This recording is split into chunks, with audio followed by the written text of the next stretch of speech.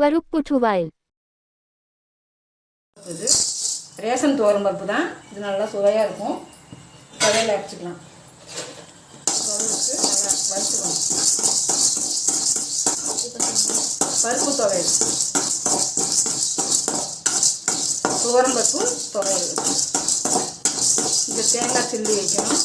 பூண்டு, காஞ்ச மிளகாய்,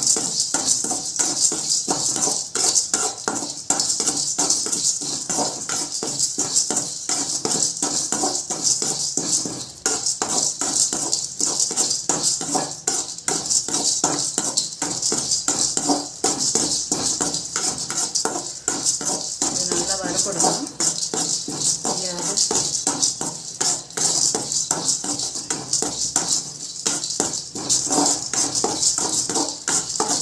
போதும்.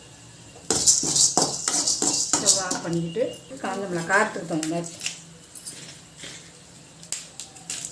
நான் ஒரு 3 காஞ்ச மிளகாய் போட்டுக்கிறேன் காரத்துக்கு. அதுலேயே உப்பு, கல்லுப்பு,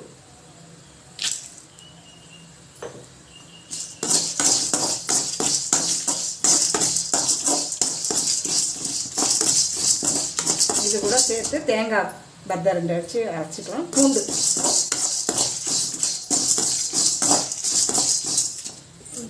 தோலோட பூண்டு போடுவேன். ஒரு 5 பூண்டு போடு. தேங்காய் சில்லு,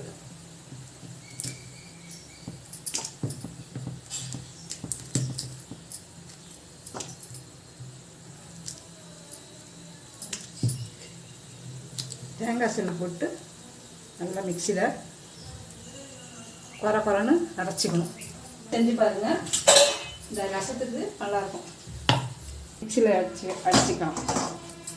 பருப்பு துவையல்.